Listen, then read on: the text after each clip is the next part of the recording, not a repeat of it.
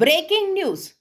ಬೆಂಗಳೂರು ಹೊರವಲಯದ ಹೊಸಕೋಟೆ ದಾಬಾಸ್ಪೇಟೆ ರಾಷ್ಟ್ರೀಯ ಹೆದ್ದಾರಿಯಲ್ಲಿ ಇಂದು ಬೆಳಗಿನ ಜಾವ ಭೀಕರ ಸರಣಿ ಅಪಘಾತ ಸಂಭವಿಸಿದ್ದು, ಈ ದುರ್ಘಟನೆಯಲ್ಲಿ 7 ಮಂದಿ ಸ್ಥಳದಲ್ಲೇ ಮೃತಪಟ್ಟಿದ್ದಾರೆ ಎಂದು ಪೊಲೀಸರು ಮಾಹಿತಿ ನೀಡಿದ್ದಾರೆ.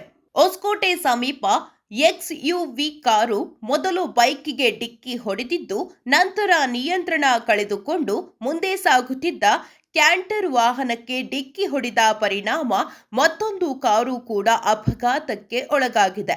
ಅಪಘಾತದಲ್ಲಿ ಎಕ್ಸ್ಯುವಿ ಕಾರಿನಲ್ಲಿದ್ದ 6 ಮಂದಿ ಹಾಗೂ ಬೈಕ್ ಸವಾರ ಸೇರಿ ಒಟ್ಟು 7 ಮಂದಿ ಸಾವನ್ನಪ್ಪಿದ್ದಾರೆ.